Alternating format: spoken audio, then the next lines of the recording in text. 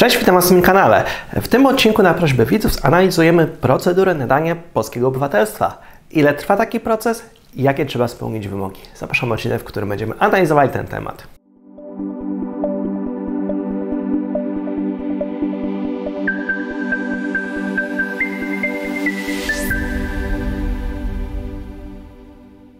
Słuchajcie, kwestia nadania polskiego obywatelstwa jest określona w polskiej konstytucji, konkretnie w artykule 34 ust. 1. Obywatelstwo polskie nabywa się poprzez urodzenie z rodziców będących obywatelami polskimi. Inne przypadki nabycia obywatelstwa polskiego określa ustawa. I ust. 2. Obywatelstwa polskiego nie można utracić, chyba że sam się go zrzeknie taki obywatel. Nadanie obywatelstwa polskiego jest jednym z uprawnień prezydenta Rzeczypospolitej i to wskazuje na to artykuł 137 Konstytucji. Prezydent Rzeczypospolitej nadaje obywatelstwo polskie i wyraża zgodę na zrzeczenie się obywatelstwa polskiego. Szczegółowe przypadki nabywania obywatelstwa określa ustawa. I to jest ustawa o obywatelstwie polskim. Ile trwa cały taki proces uzyskania takiego obywatelstwa polskiego przez, nazwijmy to, takiego cudzoziemca, który dopiero co przyjechał do Polski. Otóż generalnie cały taki proces może potrwać, jeżeli takiemu cudzoziemcowi naprawdę zależy na uzyskaniu takiego obywatelstwa, może potrwać od 5 do 10 lat. Oczywiście chyba, że bardzo dobrze gra w piłkę nożną, no to prezydent zawsze może mu takie obywatelstwo nadać tak od razu, nie? Przypadek Olisa Debe, nie? No, ale to są akurat takie zaszłości w sporcie. I wracamy do ustawy o obywatelstwie polskim, która właśnie reguluje przypadki nabycia takiego obywatelstwa. Artykuł 14 ustawy o obywatelstwie polskim wskazuje, że małoletni nabywa obywatelstwo polskie poprzez urodzenie w przypadku, gdy co najmniej jedno z rodziców jest obywatelem polskim. Małoletni zgodnie z artykułem 15 ustawy o obywatelstwie polskim może także nabyć obywatelstwo polskie poprzez znalezienie, gdy został znaleziony na terytorium Rzeczypospolitej, a jego rodzice są nieznani. Innym sposobem nabywania obywatelstwa jest właśnie nabycie obywatelstwa poprzez repatriację. Tutaj stosujemy zgodnie z artykułem 17 przepisy ustawy o repatriacji. No i tutaj w artykule 18 tej ustawy o obywatelstwie polskim jest powtórzenie normy z Konstytucji. Prezydent Rzeczypospolitej Polskiej może nadać cudzoziemcowi obywatelstwo polskie. Nadanie obywatelstwa polskiego następuje na wniosek cudzoziemca zgodnie z artykułem 21 ustawy o obywatelstwie polskim. Taki wniosek należy złożyć do wojewody. No i słuchajcie, jakie elementy powinien zawierać taki wniosek o nadanie takiego obywatelstwa polskiego i dlaczego właśnie taka procedura cała uzyskania obywatelstwa polskiego może właśnie nam potrwać pomiędzy 5 a 10 lat nawet. Taki wniosek właśnie o nadanie obywatelstwa polskiego zawiera m.in. dane cudzoziemca, jego adres zamieszkania i właśnie tutaj słowo klucz, adres zamieszkania, bo przypominam chociażby takim miejscem zamieszkania zgodnie z kodeksem cywilnym, artykuł 25 kodeksu cywilnego, miejscem zamieszkania jest miejscowość, w którym przebywa dana osoba z zamiarem stałego pobytu. Więc no tutaj generalnie jest akurat też to rozwinięcie tego, bo często właśnie do kwestii tego zamiaru stałego pobytu odwołują się urzędnicy.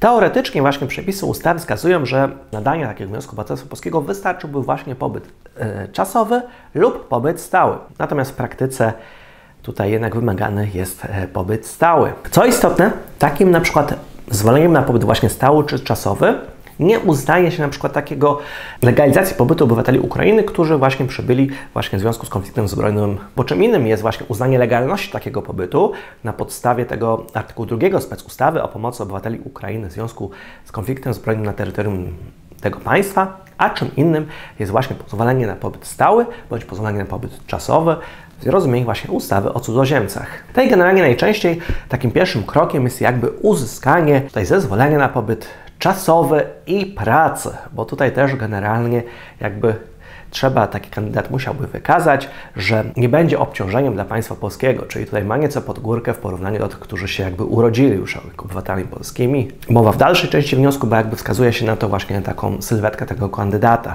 jego osiągnięcia zawodowe, pracy i tak dalej. Zezwolenie na taki właśnie pobyt czasowy i pracę udziela się cudzoziemcowi, gdy właśnie celem jego pobytu na terytorium Rzeczypospolitej Polskiej jest wykonywanie pracy oraz spełnione są właśnie takie następujące warunki. Przykładowo cudzoziemiec posiada ubezpieczenie zdrowotne, właśnie w rozumieniu przepisów o świadczeniach opieki zdrowotnej finansowanych ze środków publicznych lub po właśnie potwierdzenie pokrycia przez ubezpieczyciela kosztów leczenia na terytorium Rzeczypospolitej. Także źródło stabilnego i regularnego dochodu wystarczającego na pokrycie kosztów utrzymania siebie i członków rodziny pozostających na utrzymaniu takiego cudzoziemca. Po drugie, cudzoziemiec ma zapewnione na terytorium Rzeczypospolitej Polskiej miejsce zamieszkania. Czyli jakby tutaj trzeba byłoby dysponować chociażby taką umową najmu, czy oświadczeniu właściciela lokalu o użyczeniu takiego właśnie lokalu na zaspokajanie potrzeb mieszkaniowych. No i po trzecie, właśnie w przypadku właśnie pozwolenia na pracę, podmiot powierzający wykonywanie takiej pracy musi udowodnić, że nie ma możliwości zaspokojenia potrzeb kadrowych na lokalnym rynku pracy. Także wysokość wynagrodzenia, które jest wskazane przez podmiot powierzający wykonywanie pracy, znaczy tutaj po prostu najczęściej pokazuje się w praktyce, że było zamieszczane ogłoszenie na pracę, nikt na nie nie odpowiedział. A też takie wynagrodzenie między innymi było po prostu rynkowe. Po czwarte, wysokość wynagrodzenia, które jest właśnie wskazane przez takiego pracodawcę, jest niższe niż wynagrodzenie pracowników wykonujących w tym samym wymiarze czasu pracę tego samego rodzaju lub na innym porównywalnym stanowisku. Ma to na celu właśnie zapobieganie czegoś takiego, że po prostu sprowadza się tańszych, powiedzmy, pracowników z zagranicy, żeby zastąpić nimi, powiedzmy, pracowników, których już mamy na rynku lokalnym. Natomiast przy takich kryteriach, jeżeli ktoś nadal uważa, że zostanie zastąpiony cudzoziemcem, który często nawet nie zna dobrze języka polskiego, no to po prostu oznacza, że wykonuje swoją pracę w sposób kiepski. Po piąte, właśnie wysokość takiego miesięcznego wynagrodzenia jest nie niższa niż właśnie wysokość minimalnego wynagrodzenia za pracę, czyli ma to też zapobiegać takiej pracy na czarno, czy właśnie wykorzystywaniu cudzoziemców. No i takiego zezwolenia na pobyt właśnie czasowy i pracę udziela się właśnie, gdy okoliczności tego wniosku i uzasadniają pobyt właśnie takiego cudzoziemca na terenie Rzeczypospolitej Polskiej przez okres dłuższy niż 3 miesiące, czyli przykładowo na przykład ma umowę o pracę przykładowo na ten czas określony. Takie zezwolenie na pobyt czasowy i pracę jest udzielane na okres od 3 miesięcy do maksymalnie 3 lat. Potem należałoby je odnowić albo już starać się wtedy o pozwolenie na pobyt stały. No i właśnie przy takim pozwoleniu na pobyt stały między innymi właśnie wskazuje się, że tutaj przy pozwoleniu na pobyt stały zakres wniosku jest dosyć analogiczny. Tutaj się jakby uzasadnia, że tutaj cudzoziemiec ma już akurat na tyle związki i tak pokładane życie w Polsce, że okoliczności za tym, żeby udzielić mu takiego pozwolenia na pobyt stały Rzeczypospolitej. Dalej wracamy do tego wniosku o nadanie obywatelstwa, co dalej się tutaj dołącza.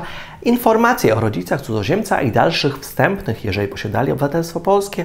Po czwarte, informacje o posiadaniu obywatelstwa polskiego w przeszłości, jego utracie oraz dacie nabywania obywatelstwa innego państwa. Tutaj ma to związek z tym, że w PRL-u bardzo często obywatele polscy byli pozbawiani takiego obywatelstwa, jeżeli robili coś, co było niezgodne z interesem komunistów, czy kwestia chociażby związana z migracjami ludności po II wojnie światowej i zmianą granic Rzeczypospolitej. No i tutaj po piąte, do takiego wniosku należy dołączyć informacje o źródłach utrzymania cudzoziemca, jego osiągnięciach zawodowych, działalności politycznej i działalności społecznej.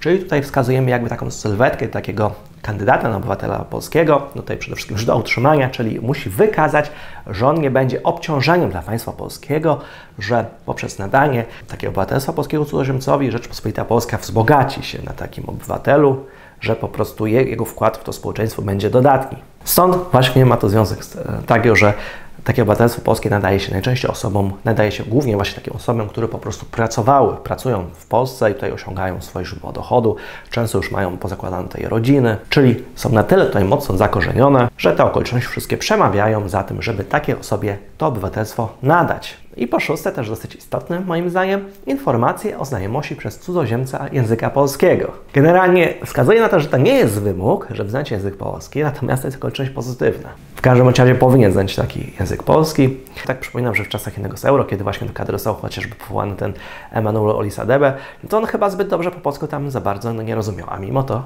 otrzymał obywatelstwo polskie. Po siódme, należy dołączyć dane małżonka cudzoziemca. Po ósme, informacje, czy taki cudzoziemiec ubiegał się o nabycie obywatelstwa polskiego w przyszłości. I po dziewiąte też uzasadnienie takiego wniosku, dlaczego chcielibyśmy uzyskać takie. Tutaj też to istotne, tak jak powiedziałem, to jest w całości kompetencja prezydenta. Ustawa o obywatelstwie polskim jedynie uszczegóławia tryb i tą procedurę nadawania tego obywatelstwa polskiego. Natomiast prezydent może w każdym momencie, na każdym etapie nadać takie obywatelstwo polskie cudzoziemcowi i to chociażby jest potwierdzone w artykule 24 tej ustawy, zgodnie z którym wojewoda, konsul i minister właściwy do spraw wewnętrznych przekazują wniosek o nadanie obywatelstwa polskiego bezpośrednio prezydentowi Rzeczypospolitej w każdym przypadku, gdy prezydent tak zadecyduje bez względu na stadium postępowania. Czyli nawet przykładowo dzień po złożeniu wniosku u wojewody, nawet tego samego dnia, jeżeli prezydent by uzyskał takiej informacji, to mógłby zażądać takich akt do siebie i on wtedy po prostu już mógłby to obywatelstwo nadać. Prezydent nadaje takie obywatelstwo w formie postanowienia. Na ten akt prezydenta nie przysługuje żadny środek zaskarżenia. No i słuchajcie, to jest ta omówiona procedura nadania obywatelstwa przez prezydenta. Natomiast też jest druga droga. Oprócz nadania obywatelstwa przez prezydenta, to jest uznanie za obywatela polskiego na podstawie decyzji, którą wydaje wojewoda. Te procedury są dosyć podobne. W przypadku tej decyzji o uznaniu za obywatela polskiego, którą wydaje wojewoda, trzeba bardziej udowodnić istnienie tych trwałych, nierozerwalnych więzi z Polską, ale także dodatkowo posługiwać się certyfikatem znajomości języka polskiego, chociażby na poziomie B1.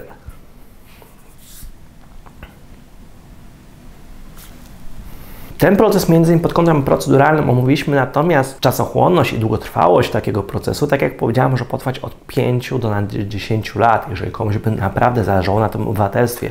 W najlepszej sytuacji są jakby małżonkowie obywateli polskich, natomiast również ci mogą się dopiero zgłosić o nadanie takiego obywatelstwa polskiego dopiero po 3 latach pobytu na terytorium Rzeczypospolitej, po 3 latach trwania takiego związku małżeńskiego, więc tutaj nie ma czegoś takiego, małżeństwo zamiast obywatelstwa, jak czasem w niektórych filmach to wynikało. No a proces jest także długotrwały, chociażby z tego, że chociażby te urzędy do spraw cudzoziemców, które jakby procedują taki wniosek w imieniu wojewody, no to tak zawalone takimi sprawami, że o ile mamy w przypadku kodeksu postępowania administracyjnego takie terminy odpowiednie, powiedzmy miesiąc, w sprawach szczególnie skomplikowanych 2 miesiące, no to tam bardzo często postępowanie, chociażby nawet przed wojewodą z procedowania samego takiego wniosku, to potrafi trwać wiele, wiele miesięcy. Nawet sprawy związane z pozwoleniem na pobyt stały czy czasowy potrafią trwać 9-12 miesięcy, a podejrzewam, że w związku teraz z dosyć dużym napływem uchodźców te urzędy do spraw cudzoziemców są jeszcze bardziej obciążone, więc można powiedzieć, że potrwałoby to dużo dłużej czasu. No i słuchajcie, no i mniej więcej tyle w tym temacie, a ja tymczasem pozdrawiam.